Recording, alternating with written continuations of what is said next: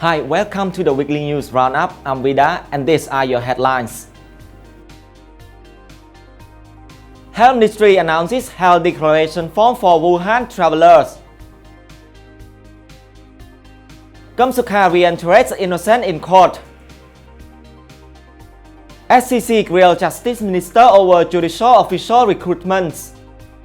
Provincial military police officer allegedly involved in torture of villagers, say National Police.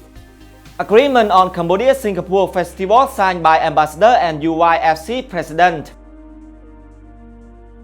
Hun Sen calls for more investment in food processing.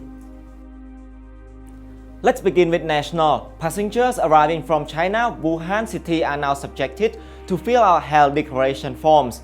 The new health ministry requirement is a move to prevent a SARS-like virus breakout ahead of the Lunar New Year. The virus is of course novel coronavirus, which was first detected in Wuhan earlier this month. Health Ministry spokesman Wan Din said, quote, "We have already requested the State Secretariat of Civil Aviation to ask passengers from Wuhan city to complete health declaration forms. We have asked airline crew to distribute the form to passengers before the planes land. The forms come with health information, leaflets, preventive measures, and contact numbers of health officials." According to the ministry's CDC, there have been 445 transmission cases, with 440 in China, 2 in Thailand, 1 in Japan, 1 in South Korea, and 1 in the United States. It said 9 people have died in China, while 30 have fully recovered. The World Health Organization said earlier this week that human-to-human transmission of the virus is possible. Former CNRP leader Khmer Sukha yesterday in court said he did not call for a color revolution during his speech in Australia in 2013. An hour-long video of Sukha speaking on Australian TV is being presented in court. The prosecution accused Sukha in the video stated intent to overthrow the government in a color revolution, while the defense argued that was not the intention. According to VOA Khmer, Sukha was questioned by Deputy Prosecutor Vong Bonvisat and government lawyer Lee Chantola on a study trip to the United States in 1993, which was mentioned in the video, and his work at the Cambodian Center for Human Rights between 1993 to 2007. Key government lawyer said after the hearing, even though Sukha denied he tried to overthrow the government, the prosecution had enough proof to convict him. Corruption is an issue that must be addressed this year, and the Supreme Consultative Council kicked off 2020 by grilling Justice Minister Ong Watthana. The Justice Minister was questioned at the Council of Ministers' office about alleged corrupt practices in the judicial official recruitment process. According to an SCC statement, after both sides met, its members raised alleged primaries involving court prosecutors in Kampong Thom, Prea Sehanu, Banteay Mean Chey, and Badamong provinces. It said, quote, "We requested the Justice Ministry prevent all kinds of corruption in court system, especially between judges, prosecutors, and court clerks, who forcibly order lawyers to prime them." It added, "We also call on the Justice Ministry to strengthen prosecution institution to fulfill its job based on the law and avoid arresting people involved in land disputes." Mr. Vong Watthana's presence was requested by Khmer Rise Party President Soksuwan Wattana Sabong. After the meeting, he said, quote, "We also asked them about detention and torture of land protesters and other ineffective law enforcement under the Justice Ministry." Justice Ministry spokesman Chen Malin after the meeting defended his ministry. He said, quote, "We wish to say that all examinations are conducted transparently and fairly." However, he acknowledged some judges and prosecutors could be involved in the corrupt practices. Mr. Malin said, quote, "We have found some corruption cases or irregularities committed by judges and prosecutors, but they could not be publicly revealed. Unless they have committed criminal offense, they have already been either disciplined or punished."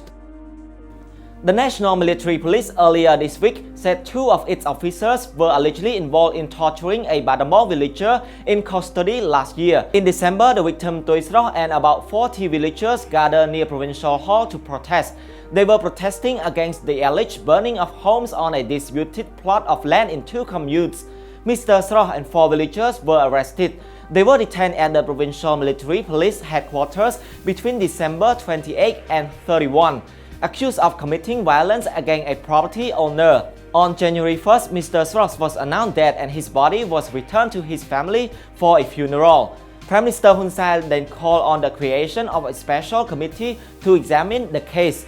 A national military statement identified the two officers as Colonel So Bun Seun and First Lieutenant Choi Ratana. He said Bun Seun and Ratana confessed they neglected to protect 5 villagers involving in a land dispute in Ochra district to be beaten by drug addicts. National Military Police spokesman Brigadier General Eng Hee said, quote, National Military Commander General Salsuka has advised them not to shun from taking responsibility if they committed mistakes. They must be prosecuted if found guilty of wrongdoing. According to a provincial court statement, Bun Seun and Ratana were charged with intention acts of violence with aggravating circumstances. If convicted, each could be jailed from 2 to 5 years, the court said. Meanwhile, Som Chankia, provincial coordinator with Rights Group ad hoc, said, quote, It will be a strong message to everyone that they must abide by the laws. I want subnational authorities to take immediate actions rather than wait for an order from the top leader. If you are looking for an event to attend in February, consider showing up to an upcoming Cambodian Singapore festival set to mark decades of relations. Singapore Ambassador Michael Tang earlier this week signed an agreement with the Union of Youth Federation of Cambodia President Hun Mani. The agreement came in the form of a memorandum of understanding, and it is on a partnership from the street festival. The street festival is due to be held from February 15 to 29 of the World Bridge Arena Promenade along the Tule Basa River. Mr. Tan said, quote, I want this event to be unique, inclusive, and most importantly, meaningful. The festival will feature live entertainment and more than 20 kiosks offering delicacies from both countries. Cambodian and Singaporean artists will collaborate to create about a dozen murals for the event. Mr. Tan said more than 10,000 visitors are expected to show up for the festival.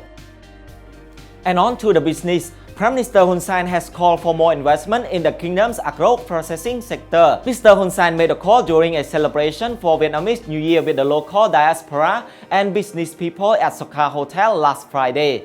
He said Cambodia exported mostly raw materials to foreign countries, especially to Vietnam. Therefore, if there is more investment in processing plants, it would help to create more jobs for people and provide added value. Bilateral trade between both countries in 2018 was at $4.7 billion, a 24% increase compared with 2017 figures. Last year it was $5.2 billion, surpassing the government 2020 target of $5 billion. That is all for this week. If you found this informative, hit the like button and share this episode. On behalf of the team, I'm Vida. Have a good weekend.